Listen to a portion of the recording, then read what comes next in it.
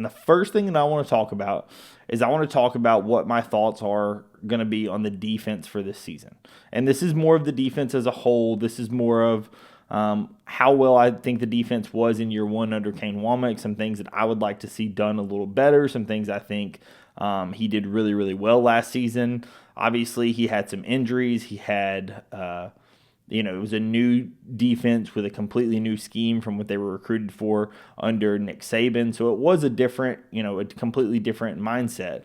But I think that by and large, I think that his defense played pretty well. I think that year two under Kane Wommack, we're going to see a few things, right? One thing that I think that Alabama did really, really well last season is, and it's something that we talked about that we thought that Kane Wommack's defense was going to be able to do, but they forced a decent number of turnovers. Looking here at the stats, like they forced more interceptions than touchdowns through the air. Obviously, that's a great stat to see, right?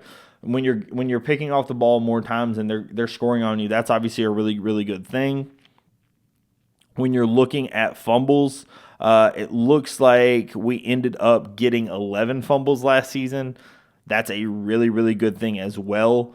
I think that just in general, I think that Alabama has done a really good job at forcing turnovers. I think a lot of that has to do with the style of defense that Kane runs.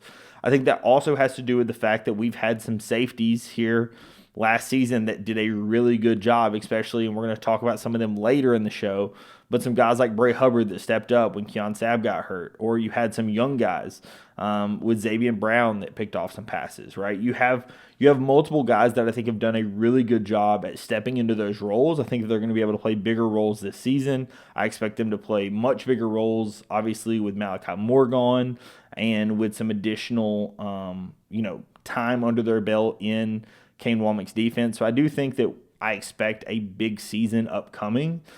First and foremost, I think the reason why I expect a big season upcoming is when you look at what Alabama did last season. Alabama was number 10 in total scoring defense, right? We gave up on average just over 17 points a game, 17.3 points a game.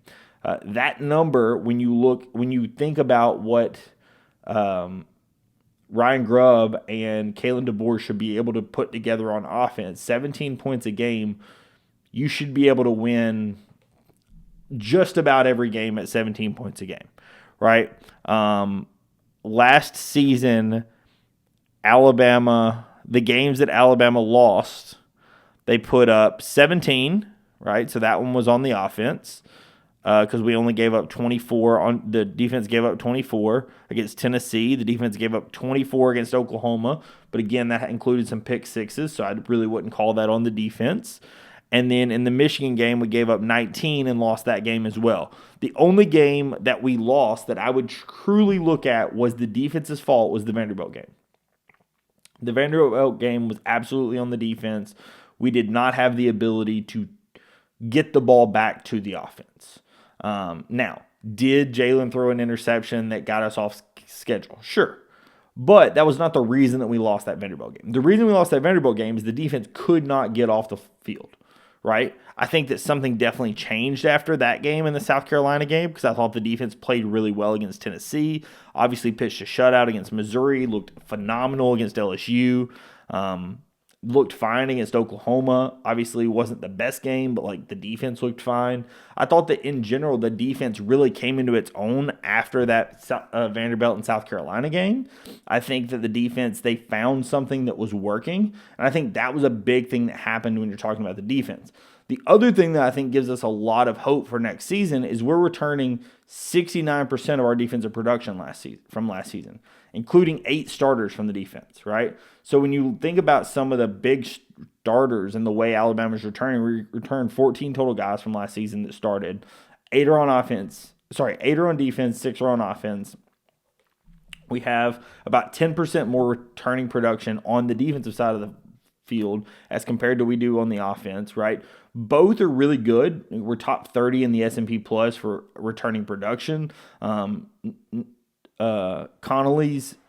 Connolly's S&P Plus has us at the number, I I believe he has us at the number 5 defense in his projections for next season. That has to do with obviously your defensive stats, returning production, recruiting, and etc.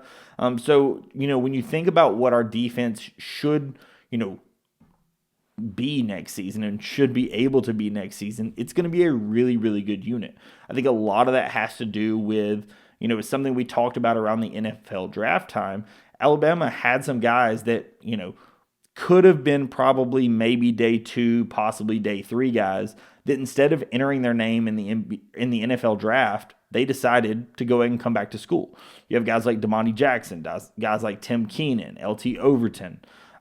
These guys, I think all had an ability to go to the NFL draft, but, they were probably day 3 guys, maybe could play their way into day 2 guys. Instead, these guys come back for another season. You also bring in a guy like Nikai Hill-Green from Colorado that I think is going to be a really, really good starter for the linebacking core, obviously replacing Jahad Campbell. You have Deontay Lawson coming back from his injury. You have an extra year under Zabian Brown. You have your freshmen in like Dijon Lee. You have, just the guys who you're bringing in, the extra years that you're having on some of the other guys, I think is going to be really big. You're also, I think, I would say you're replacing a guy in Malachi Moore that had a big role in the defense, but you saw what happened when Keon Sabb got hurt last season and broke his foot. Bray Hubbard slid into position in the safety, in the back end, and had, he was second, or I guess tied for the team in interceptions last season, right? So, you have some guys that even though they had not played a ton coming into last season, now coming into this season, they have much more time and experience under their belt. That's the thing that I think this defense is going to give you, is it gives you the experience that last season didn't have, right? Last season had some experience, but the experience they had was definitely not under Kane Wommack's defense.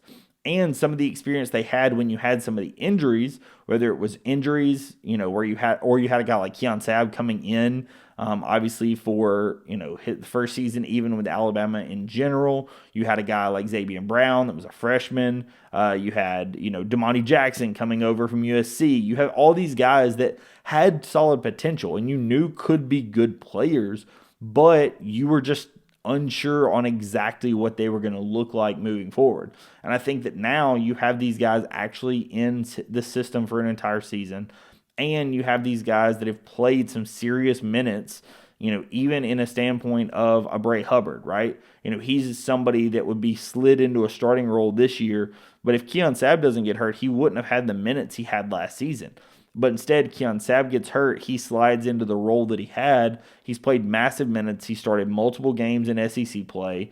He's been a huge addition to the team. You have a guy like Deshaun Jones that, played in all 14 games last season. I believe he only had one start, but he played in all 14 games. So all the starters that you have playing this season, with the exception of Nikai Hill-Green, started or played significant minutes in a game last season, right? Zabian Brown is one that originally you would be like, I don't know. He didn't, I wonder how he's going to be. Zabian Brown had the pick to win the Georgia game, right? Zabian Brown had 3 interceptions last season. He was a really good player. Did he have some freshman moments, in the back end? Sure. But he was completely fine last season, right? And I think that's the benefit that you have to this team is even though you're only returning, or I guess I say only, but you're returning 8 of your starters on the defensive side. Not only are you returning 8 starters, everybody who's about to play has really played significant minutes in the team. And I think that's the big thing that you're getting for this next season for the defense. And that's why I personally have super high hopes for the defense this season. I think you're also looking at the schedule that you're going to be facing. And, there are some question marks when you're looking at, who Alabama is going to be facing from a quarterback's perspective, right? If you just look at the schedule for next season, Florida State, Castellanos, I don't know that he scares me. Wisconsin, not sure who that's even going to be. Georgia, maybe they're incoming quarterback is going to be really good, but they're honestly in a similar position to Alabama that, it's kind of an unknown commodity at quarterback. Vanderbilt, it's going to be a new starting quarterback. South Carolina, I think they're obviously in a good spot with their quarterback. I am very curious on how everything goes with him, but, they're in a good position for the quarterback. Tennessee, completely new position for the starting quarterback after Nico leaves. I think that could be a good or bad thing. Obviously, we play him later in the season, so very curious to see how the, post-Nico Tennessee looks. Missouri, that one's a little bit of a question mark. LSU has obviously a solid starting quarterback. I think that they're going to be good again. But again, Alabama did fairly well against LSU last season. Obviously things can change, but I do like our chances against LSU. And then Oklahoma and Auburn, we will see how everything goes. But from a quarterback's perspective, I don't think that there's any, if there is a quarterback on the schedule that I think I'm most concerned about, it would either be South Carolina or it would be LSU, right? And South Carolina obviously gave us a scare this last season, so that's one that you definitely need to have circled. So I am very curious how that one goes. And then LSU, that one is going to be at home this season, so I think there's benefit in that. And then there's also benefit in the fact that you played him very well this last season, right? So I think those are the big things you can circle when you're talking about, what I would consider two of the better quarterbacks on our schedule this year. Those are when I'm looking at, especially a defense, is there that guy that you just have to circle, right? The Jaden Daniels when he was at LSU, or, just some of the different quarterbacks that we've had in this league. And I think for Alabama's schedule this season, you have some very good teams for sure. I mean, you're going to play a tough schedule, but you're in the SEC, you're going to play a tough schedule every year. That should not shock anyone. I think the thing that I like the most about this schedule is I don't know that there's any quarterback truly on that schedule. Lenore Sellers is probably the answer, but there's any quarterback on that schedule that truly terrifies me. And I wouldn't say Sellers terrifies me, but I think he has a chance to be a very, very good quarterback, obviously, as he continues on in that offense. But he's the one that I think, could stress our defense the most. So, I really like what I see out of that. And because those quarterbacks do not scare me a ton, when I look at the returning production we have on defense, I look at obviously how well Kane Wommack's defense finished last season. I think that he deserved the criticism that he got at the beginning of the season, but he also deserves the praise he got at the end of the season, right? Post South Carolina, his defense was a completely different animal. Pre-South Carolina, they had some problems on defense. Obviously South Florida gave us really bad issues, for a huge percentage of that game. And obviously the final score doesn't look like that, but there were major issues in that game. South Carolina had problems. Vandy obviously had huge problems.